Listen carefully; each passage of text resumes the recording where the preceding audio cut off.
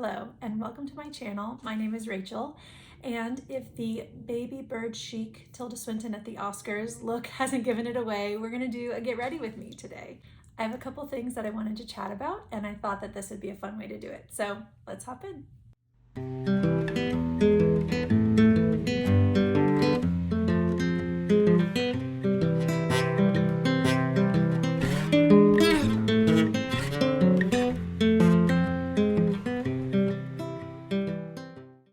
Okay, first things first, I have the Artist Couture Prep and Glow. It's like a glittery primer.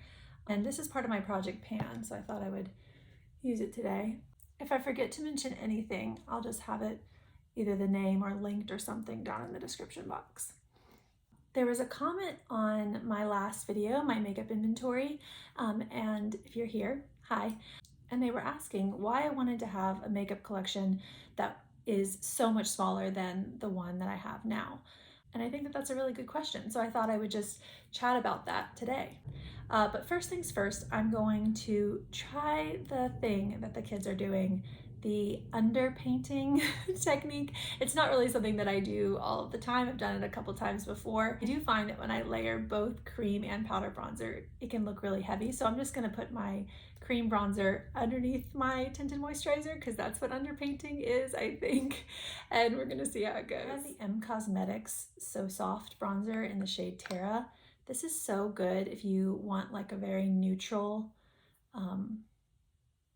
contour color. It's just nice if you're pale and you have a similar undertone to me. All right, so let's get into why I want a smaller makeup collection. Before I start though, I thought that I would kind of just clarify that I don't think that having a smaller makeup collection is necessarily, do you think that that's enough? Y'all, I have attempted this once before and it is harder than it looks. It is harder than it looks to keep a train of thought while you're also putting on your makeup. So props to all of the beauty YouTubers out there. You're amazing. Okay, so I wanted to preface by saying that I do not in any way believe that having a smaller collection is like a moral high ground. That I don't think that the size of your collection or like how many things you own is like a moral issue. I think that with the prominence of minimalism nowadays, the surge of like minimalism content and all of that, it can feel like the message of less is more is actually the message of less is better or less is more right. And and don't get me wrong, I follow a lot of minimalism creators and I love them, and I don't necessarily think that that's their heart, but still I feel like that's the message that we can receive, that somehow having less is like a magic bullet and it's gonna make you more right somehow. It's gonna make everything better. And that's just not what I have found in personal experience, at least. Yeah, I think that things go wrong in here. You know what I mean? Things go wrong in here, not out there. So someone could have the exact same amount of makeup as I do and not have the same experience that I have with having that amount of stuff. Because things are happening. It's about the inner life. It's about the inner life as opposed to how many things we have on the outside. I hope that makes sense. So all of that to say, my desire to have less is not about morality or about trying to be better. It flows from my experience of the amount of things that I have and not enjoying that experience and wanting to have a different one. I just wanted to clarify that at the beginning. Next, I'm gonna go in with the L'Oreal Lumi Bronzer. This is also in my project pan and we are getting so close. But actually a little goes a long way. So I like to really make sure that I'm not using too much. Which I don't know if you guys experience this, but I feel like I have such a heavy hand as I get older, or when I was younger, my face could just handle more mistakes. I don't know. I'm like, yeah, if I'm not careful, it could just go overboard. So for me, wanting to have less comes from a couple different things. First of all, one thing that I've noticed in the past 4 or 5 years is just feeling really overwhelmed by things in my physical space, like the amount of things. Some of it might be a result of becoming a mom, which happened 5 years ago and then has happened again and again. Since then, I have 3 kids. And I feel like just having more kids sometimes can increase your desire to have less to manage in other areas of your life. But I mean, it's not always the case, but for me, that has been what I found. So just having less to manage overall is definitely a motivator for me. And I just tend to get more easily overwhelmed than I used to. So that's one motivator. Another thing is just decision fatigue. I want to have decisions made for me. I want someone else to be my mom. I want my past self who's buying the things to be my mom. And then that way, day of Rachel can just chill out and I can reach into my bag and have something that I know I'm gonna love to put on my face, I know is gonna work for me. And maybe I have a couple things so that sometimes when I'm craving variety, I can get that. But overall, I just want a default. I just want a default face full of products that I love that are gonna make me feel good, make me feel like myself. And yeah, that's really what I'm craving. I want fewer decisions. That's another kind of impetus behind wanting a smaller collection. Less overwhelm, less decisions, and yeah. And unfortunately, currently, all of the makeup that I have in my collection does not fit that description. They are not all products that I can automatically reach for and know that they're going to work. And the reason for that is beauty YouTube, influencer stuff. I had my first child 5 years ago, which is its own huge transition. And then soon after that, it was the pandemic. I got pregnant with my second baby. So again, huge transition. Within that time, we also did a huge gut and renovation on our kitchen while we were living in the house, which, 2 out of 10 recommend. It was just not like, it was a lot just on my sympathetic nervous system. And then third baby came around 7 months ago. And so all in all, I have just been in a fragile state. That's the only way that I can think to say it. But I found myself really craving stability and a sense of control, which I'm sure all of us did to some extent during the pandemic. And for me, I think it was that, and then all of the other kind of transitions that were happening kind of over and over and over again. I don't know if any other people can resonate with this, but just the hormonal surges of being pregnant and then being in postpartum is also a very fragile time. And so I found myself really caught up in the river, the surging river of beauty YouTube, and take me and give me peace. And it doesn't have that to offer. Like, buying stuff doesn't have that to offer. It is fun. It can be incredibly fun, but it can't give you peace. I found myself buying all the things, any of the things that people were recommending. And if some beautiful brown-skinned lady is telling me that this is her favorite product, and then I'm buying it, expecting it to look the same way on my face that it does on hers, and she looks absolutely lovely. But now that thing is in my drawer, and it doesn't suit me. You know what I mean? It doesn't suit me. And so I think buying things on other people's recommendation only works to a point. Of course, you can trust them and it can be an amazing recommendation. All of that can be true. But if you don't have the same skin tone and or undertone, I mean, that's a huge thing. Just forget about like light, medium, deep and all of that. Think about just warm and cool undertone.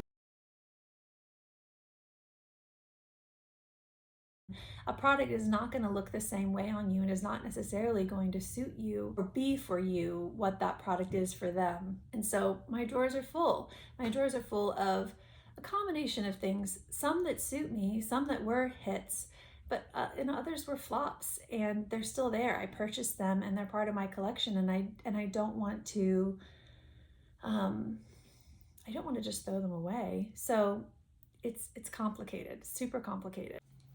Now I've got my trusty Tresemme to really bolster up this brow gel. It's almost gone, and then I will purchase something else.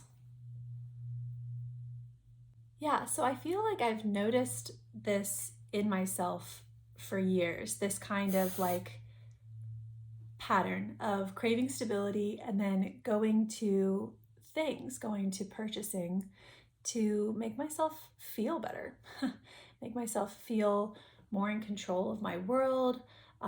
You know, it's just such a practical thing, a right here, right now, easy thing that you can do to take control of your life, your space, what have you. So that's one of the reasons why I've been keeping track of my makeup numbers, because I wanted to be intentional and I wanted to be paying attention. So in 2021, I had 166 items in my collection.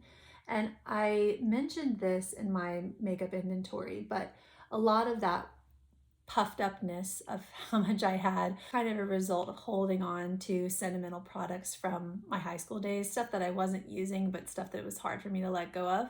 So I did a kind of big purge, but at the beginning of 2021, I had 166 items. And then at the beginning of 2022, I had 90. And so that was mostly the purge. It wasn't as a result of using stuff up. And then at the beginning of 2023, I had 90 as well. And then at the beginning of 2024, I had 90. And as I did my inventory this year, I just realized if I want to have less, and I do, I'm not saying that I have to only have 10 makeup items or one product in every category. That's not my goal. It's just that I know that I want to have less, and I know that I've been trying to have less for the past 2 or 3 or 4 years. And I also know that the numbers aren't changing. So I've had 90 3 years straight. And I think what I realized is that with the amount of products that I have and with the amount that I use up, the only way to get down to 60, 50, 40, whatever it is that I'm going to end up at, is to not buy anything for a time, to use what I have without bringing anything else in. So that's what I'm going for. I just put on my eyes the Surratt Lid Lacquer in the shade Hadaka. This is in my project pan. And I talked about this in another video about how it gives this kind of like beachy, easy, cool look, which I love, but it's also, I mean, it's like a commitment because it doesn't set down, and I'm just not sure that I can pull off the beachy, easy, cool look as much as I like it. So, you know, there's that.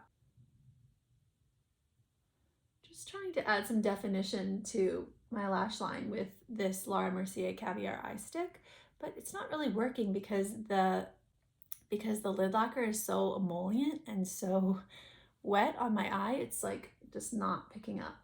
I might have to go in with powder or something like that, or just accept like the smudgy state of things.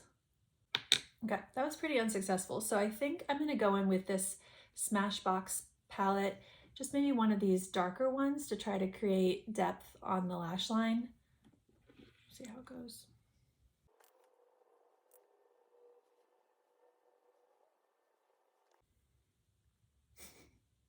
All right, now I'm gonna do my mascara. I have the Hourglass Unlocked. This is a really great tubing mascara. It is relatively new, and so I find that I find that I prefer mascara once it's lived its life a little bit, once it is not quite so wet, a little bit more dried out, but I can tell, at least I think, I assume, that this is gonna be really good eventually. Right now it's just a little bit hard to control. I think that that's why I prefer when mascaras have dried out, because you don't really have as much control over the clumping and those types of things.